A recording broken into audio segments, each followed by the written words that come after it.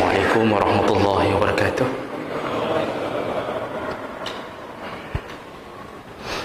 Alhamdulillahirabbil alamin wa bihi nasta'in ala umuri dunya waddin. Asyhadu an la ilaha illallah wahdahu la syarika lah wa asyhadu anna Muhammadan 'abduhu wa rasuluhul karim.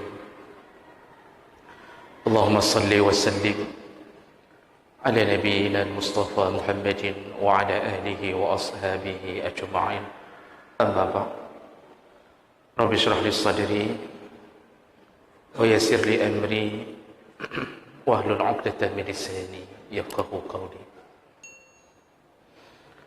Segala puji bagi Allah, kemudian salawat dan salam kepada Rasulullah, pada keluarga dan seluruh sahabat-sahabatnya. Ya Allah muliakan insyaAllah Bapak-bapak dan ibu-ibu jamaah salat maghrib yang telah hadir karena Allah, dan mudah-mudahan kedatangan kita tercatat di sisi Allah Subhanahu wa taala. Pada malam ini kita akan sambung pembahasan tentang fadilah surat-surat dalam Al-Quran. Dan seperti yang kita katakan di awal, kita hanya berpedoman pada keterangan dari Nabi SAW berdasarkan hadis-hadis yang dianggap atau kita anggap bisa jadi hujjah. Jadi kita tidak mengambil sandaran kepada hadis-hadis yang lemah atau palsu. Terakhir kita sudah membahas surat apa yang kita bahas kemarin? Luqman. Iya, saya lupa. Saba, benar. Kita bahas surat Saba. Dan setelah surat Saba, urutannya adalah surat Fatir. Tapi saya tidak menemukan keterangan dari hadis-hadis tentang fadilah surat Fatir. Kemudian surat Yasin. Dan surat Yasin ini juga saya tidak bahas. Pertama karena sudah terlalu sering dibahas. Bahkan guru-guru kita yang lain, baik subuh maupun malam, sudah berulang-ulang membahas surat Yasin yang intinya berdasarkan keterangan dari para ulama dan ahlul hadis. Fadilah surat Yasin ini hanya sekedarnya saja. Itu ada beberapa keterangan hadis, tapi jujur ketika kita menelaah hadisnya, hampir semuanya berada dalam kategori lemah. Ya, sehingga dalam kitab-kitab pun, kalau bacaan yang sangat dianjurkan malam Jumaat adalah surat Al-Kahfi. Keterangan itu saya dapatkan juga dalam beberapa kitab bacaan, ya, termasuk Fiqh Islami wa Adillatuh menyuruh membaca surat Al-Kahfi. Kemudian Al-Azkar Imam Nawawi juga tidak menyebutkan surat Yasin, tapi menyebutkan surat Kahfi. Jadi pada intinya, keterangan-keterangan tentang surat Yasin, walaupun ada beberapa keterangan, tapi memang tidak bisa dipungkiri derajatnya rata-rata derajat lemah. Cuma jangan salah faham Bapak Ibu. Jadi jangan sampai terbangun sebuah pemahaman bahawa surat Yasinnya yang lemah. Tidak. Bukan surat Yasinnya yang lemah. Semua surat dalam Al-Quran satu huruf tetap bermakna 10, tetap berpahala 10. Jadi jangan ada yang mengharamkan baca surat Yasin. Bukan Yasinnya yang lemah, tapi hadis-hadis tentang fadilahnya. Artinya, ini bicara mana yang lebih kuat dibaca di malam Jumaat. Yang lebih kuat adalah surat Al-Kahfi. Dan itu tidak ada khilaf. Kalau surat Kahfi, tidak ada khilaf. Jadi jangan sampai kita benci kepada orang yang baca surat Yasin. Baik teruk kenan. Jangan sampai kita melihat saudara kita yang Muslim, yang sedang membaca surat Yasin, lalu tiba-tiba menjadi musuh kita. Tetap pahalanya sama. Pahala tetap seluruh ayat sama. Cuma begitu bicara fadilah, maka kita dapatkan keterangan-keterangan tentang surat Yasin memang berada di derajat-derajat yang lemah. Hampir semua hadisnya apa? Hampir semua hadisnya yang menyatakan tentang Yasin adalah jantung Al-Quran. Kemudian bacalah Yasin di malam Jumaat. Ini semuanya memang silahkan cek, diakui kelemahannya. Ada sebahagian ulama mengatakan Yasin masih boleh dibaca karena berada, kalau kita memposisikannya di fadilah amal. Jadi bukan sebagai amalan utama, tapi di fadilah amal. Walaupun dhaif, tapi masih bisa dibaca di fadilah amal. Wallahu alam. Kalaupun kita bahas, toh tidak akan selesai perdebatan di tengah masyarakat tentang surat Yasin. Jadi KBE dah bahas. Dah set. Tapi intinya satu yang ingin saya pesankan pribadi, saya ingin mengatakan siapapun yang membaca pahalanya sama, dan jangan hanya gara-gara surat itu kita mulai memisahkan atau mengecilkan persatuan di antara kita. Baik, setelah surat Yasin pada malam ini kita akan bahas surat berikutnya, yaitu surat As-Saffat. Surat As-Saffat ini saya dapatkan beberapa keterangan hadis. Walaupun di antaranya ada yang lemah, tapi ada yang dikuatkan oleh para ulama. Surat As-Saffat, Saffat itu jamak dari saffun, yang artinya bersaf-saf. Dan surat ini adalah surat ke-37.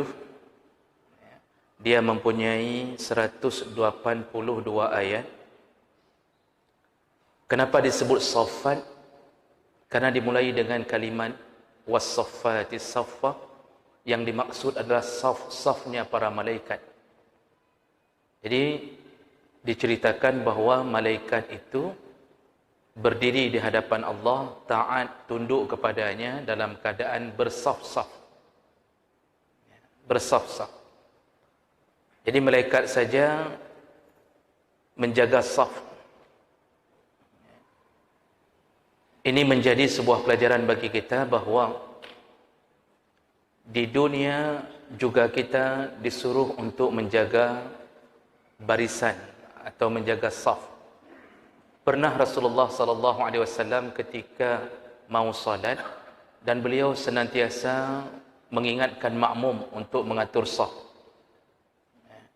Maka keluar kalimat-kalimat Rasulullah, sawu as-sufuf atau sawu sufufakum, atau kadang-kadang Rasulullah mengatakan sawu atadilu fa inna taswiyatas sufuf min tamamis salah. Nah, itu sering beliau lakukan, dan beliau tidak takbir sebelum merapikan saf makmum. Tiba-tiba beliau melihat ada seorang yang keluar dari barisan saf, artinya lebih maju daripada yang lain. Langsung Rasulullah mengingatkan, atur saf rapi. Kalau engkau tidak merapikan saf, maka begitulah Allah akan merusak persatuan di hati kalian. Jadi salah satu daripada yang membuat persatuan kita begitu rentan dengan masalah, akibat daripada tidak bersatunya hati, dan itu efek daripada tidak menjaga saf.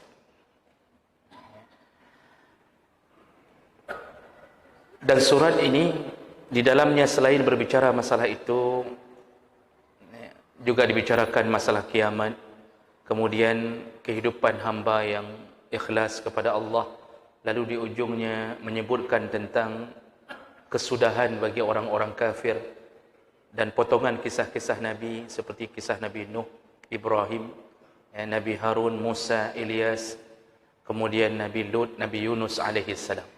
Itu intinya. Nah, dari keterangan beberapa hadis, maka kita dapatkan bahawa ada fadilah surat Saffat. Yang pertama, 10 ayat pertama dari surat Saffat itu adalah obat. Obat apa? Obat bagi mereka yang ditimpa penyakit sihir atau terkena gangguan syaitan. Makanya 10 ayat pertama itu masuk dalam bahagian ayat-ayat ru'yah. Surah Saffat 1 sampai 10. Dan itu berdasarkan keterangan Nabi sallallahu alaihi wasallam. An Abi Layla haddatsani Ubay bin Ka'ab qala. Jadi Ubay bin Ka'ab berkata, kuntu 'inda Nabi sallallahu alaihi wasallam, aku pernah bersama Nabi sallallahu alaihi wasallam, fajaa a'rabiyyun, lalu tiba-tiba Nabi didatangi oleh seorang A'rabi. A'rabi itu Arab Badui.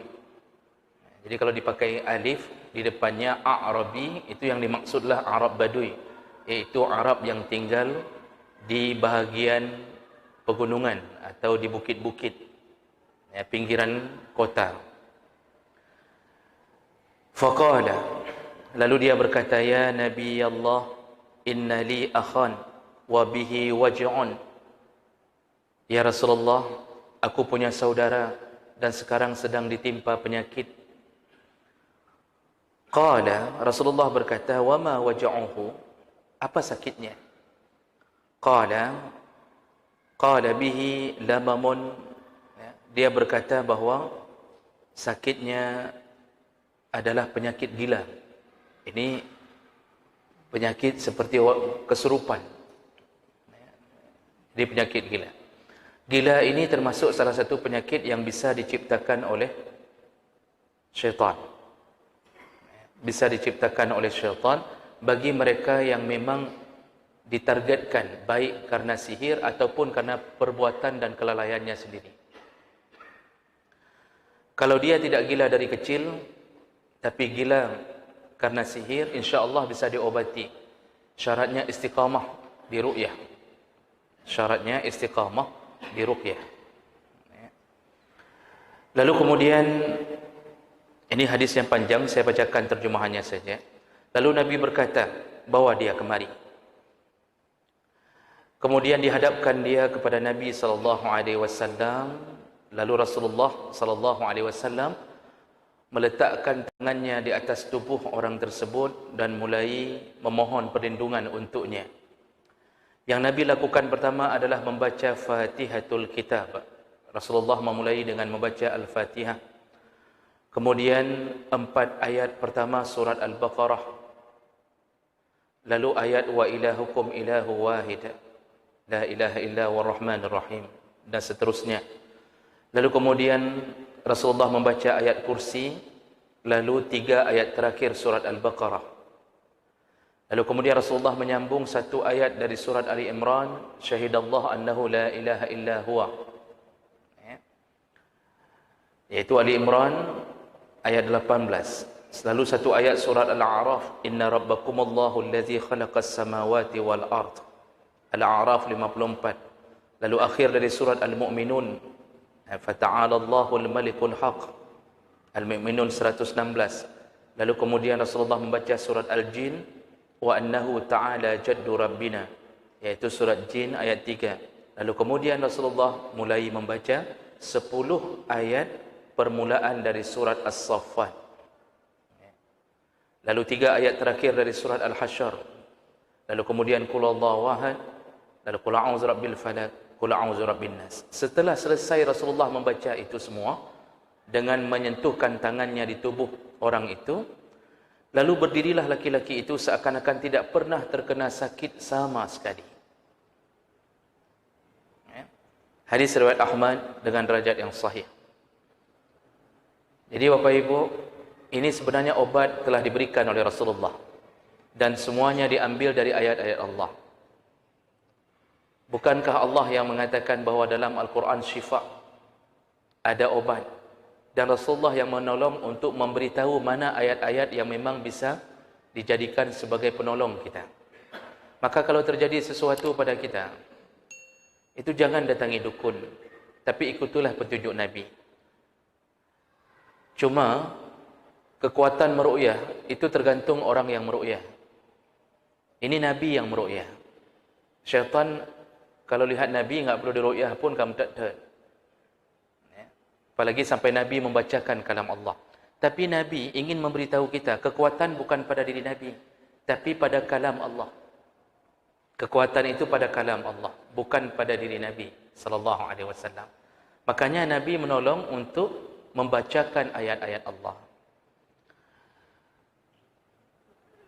Dan ini sebaiknya dijadikan sebagai salah satu kebiasaan bila kita ditimpa penyakit. Ada yang membaca hadis, Rasulullah pernah mengatakan, salah satu daripada 3 orang yang bisa masuk surga tanpa hisab, yaitu allazina la yarqun wa la yastarqun. Salah satu 3 orang yang akan lempang ke surga, yaitu orang yang tidak pernah meruqyah dan tidak pernah meminta untuk diruqyah. Jadi ada orang yang memahami berarti ruqyah itu tidak boleh. Karena hadis Nabi mengatakan dia bisa lempang ke surga kalau selama hidupnya tidak pernah meruqyah dan tidak pernah meminta untuk diruqyah. Jadi ada yang mengambil makna enggak boleh ruqyah. Tapi hadis-hadis ini menunjukkan Nabi meruqyah dengan ayat-ayat Allah. Jadi bukan itu makna yang dimaksud. Tapi yang saya dapatkan maknanya, salah satu yang akan masuk surga tanpa hisab, tanpa azab, yaitu mereka yang mempunyai sifat di dunia tidak pernah meruqyah. Maksudnya dia walaupun menjadi tukang ruqyah atau peruqyah, karena bahasa tukang agak sedikit kurangga, kalau dia menjadi peruqyah, dia tidak pernah merasa bahwa dirinya lah yang menyembuhkan pasien itu. Jadi ini permainannya akidah. Jadi kita ruqyah orang, tapi jangan bangga dan sombong seakan-akan kita punya kekuatan. Inilah yang membuat orang ini bisa masuk surga tanpa hisab, tanpa azab. Dan mereka yang meminta untuk diruqyah, itu maksudnya dia tidak pernah meyakini bahawa yang meruqyah hanyalah yang mengobati, tapi tetap dia meyakini bahawa Allah lah yang mengobati. Jadi perasaan merasa hebat itu tidak ada, itu yang selamat. Itu yang selamat. Jadi Bapak Ibu yang dirahmati Allah Subhanahu wa taala, kalau terjadi sesuatu kepada kita, ruqyahlah. Dan dibolehkan mengambil air menjadi salah satu fasilitas ruqyah. Karena berdasarkan penyelidikan yang akurat, air itu bergerak sesuai dengan apa yang dibacakan kepadanya. Maka salah satu kekuatan ketika dibacakan Al-Quran, dia akan membentuk pola tertentu dan bisa kita gunakan untuk menyerang syaitan yang menyurupi orang-orang yang diinginkan oleh tukang sihir, oleh syaitan tersebut. Baik, itu fadilah yang pertama.